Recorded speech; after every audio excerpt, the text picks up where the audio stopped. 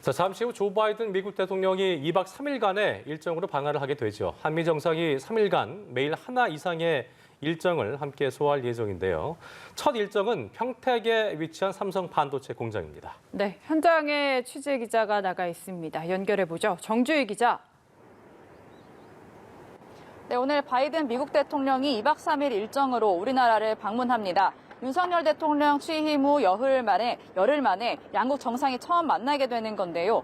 바이든 대통령은 잠시 후 오산 공군기지를 통해 입국할 예정입니다.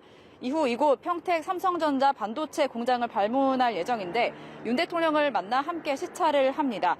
이재용 삼성전자 부회장이 현지 공장에서 직접 안내를 할 예정인데요. 대통령실은 한미 정상회담의 의미에 대해 안보동맹, 경제동맹에 이어 기술동맹이 추가되는 것이라고 밝힌 바 있는데요. 이를 상징적으로 보여줄 장면이 될 것으로 보입니다.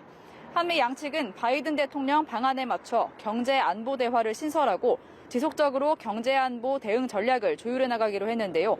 다음 달 미국 워싱턴에서 첫 회의 개최도 추진하기로 했습니다. 윤 대통령은 오늘 오전 출근길에서 첫 한미 정상회담을 앞둔 소감과 한미동맹 강화에 따른 대중관계 우려에 대한 입장을 밝혔는데요. 직접 보시겠습니다. 한미 동맹 관계도 더 튼튼해지고 더 넓은 범위를 포괄하는 그런 동맹으로 가는 계기가 될 것이라고 생각합니다.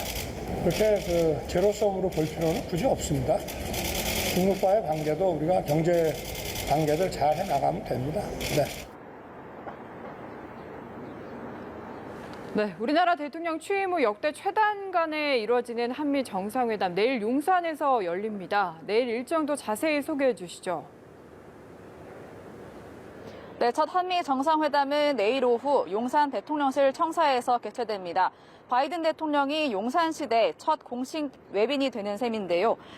약 1시간 반 동안 북한 도발 대응과 경제안보 협력, 국제 현안을 놓고 회담한 이후 오후 4시쯤에 양국 공동 기자회견을 합니다.